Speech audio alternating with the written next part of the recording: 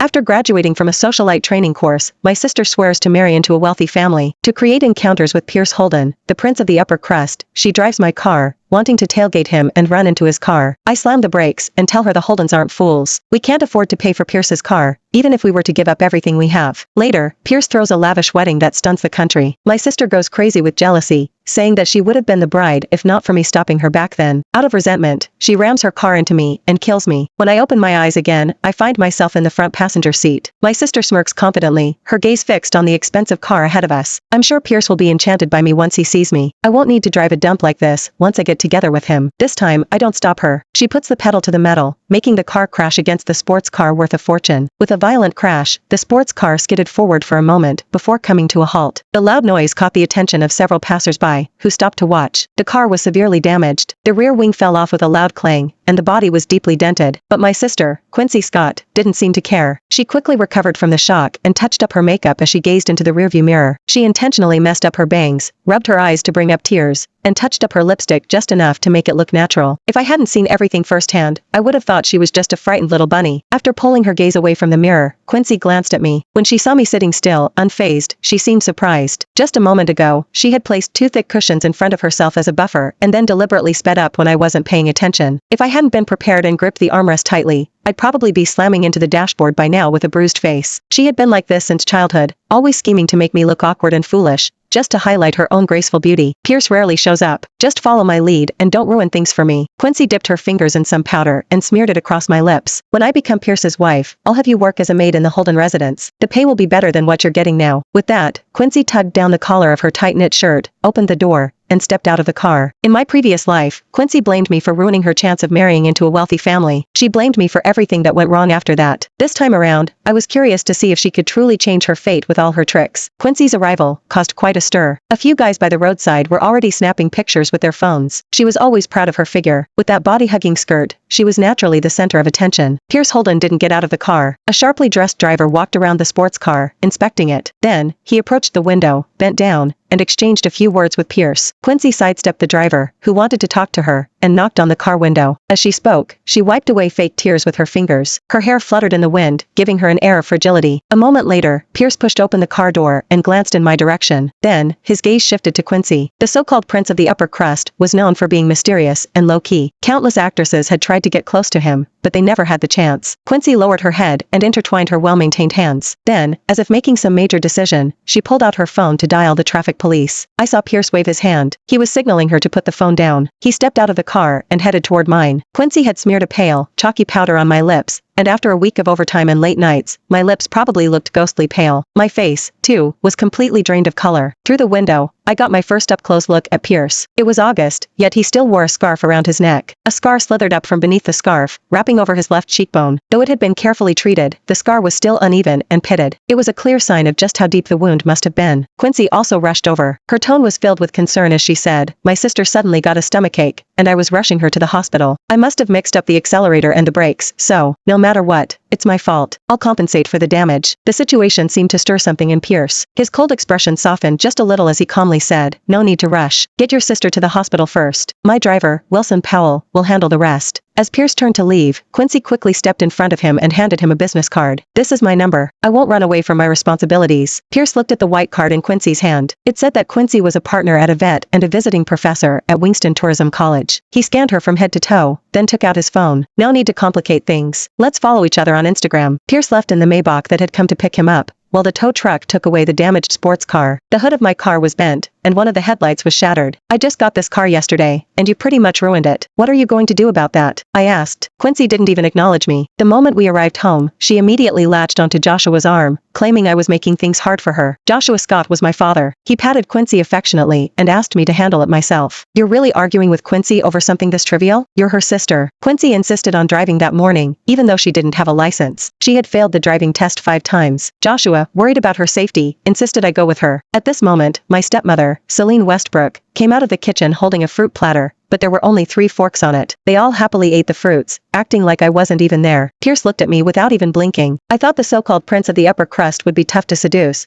but he's just like the rest of those guys, Quincy said smugly and pulled out her phone to show off Pierce's Instagram account. Once Quincy marries Pierce, we'll be in-laws with the Holden family. Celine clapped her hands, and Joshua joined in, dreaming of a bright future. Then, Quincy suddenly changed the subject while offering a piece of peach to Joshua. Dad, I still owe $300,000 for the training program. Joshua frowned and didn't respond immediately. Our family relied on the old street stores to make a living, but with the new city planning bypassing the area, business had been bad. That so-called socialite training program charged $500,000 per person, promising to help its students cross class lines and marry into wealth. Quincy graduated from college 3 years ago. Instead of working, she had been busy with cosmetic procedures and photo shoots to build her socialite image. The previous $200,000 fee had already drained Joshua's savings. Joshua, Quincy went to that training program so you could live a better life. Celine pushed her large gold bangle and said bluntly, if you can't even spare this little amount of money, don't expect to benefit from Quincy's success later. Besides, someone in this family is still working. A family should help each other out. She was hinting that I should cover the cost. In my previous life, my family went into deep debt for Quincy's dream of marrying into a wealthy family. Debt collectors caused trouble at my company, leading me to lose my job. Besides, it seemed they had no idea about Pierce's sports car, but they were sure he wouldn't make Quincy pay for the damages. I wasn't like them, depending on an empty dream of wealth and status. So, before they could say anything, I brought up the idea of moving out. I've already found a place. I'll officially sever ties with all of you. 3 days later, Quincy's car crash video had gone viral. The comments called her a once-in-a-lifetime natural beauty. Some even compared her to popular celebrities, saying that if she joined the entertainment industry, half of the female celebrities would be out of a job. Then, people began sharing Quincy's Instagram photos, hyping up her family background and taste. This made it almost impossible for Pierce not to notice her. Her fame was the best stepping stone to enter the Holden family. I had to admit that the training program was impressively efficient. After signing the purchase contract for the apartment, I returned to the Scott residence to pack my things. When Celine opened the door, she looked me up and down with disdain and asked which slum I'd found to rent a place in. Joshua didn't even glance at me. He was buzzing with excitement as he hovered around Quincy, like he'd just won the lottery jackpot. It's Pierce. He messaged me, Quincy exclaimed. Ms. Madden said if I could get him to make the first move, I'd be one step closer to my goal. Closing her eyes, she pressed the phone to her heart. After a few seconds, she finally opened the message. The three of them stared at the phone, silent for a long time. I put my suitcase down and walked over to take a look. The message from Pierce read,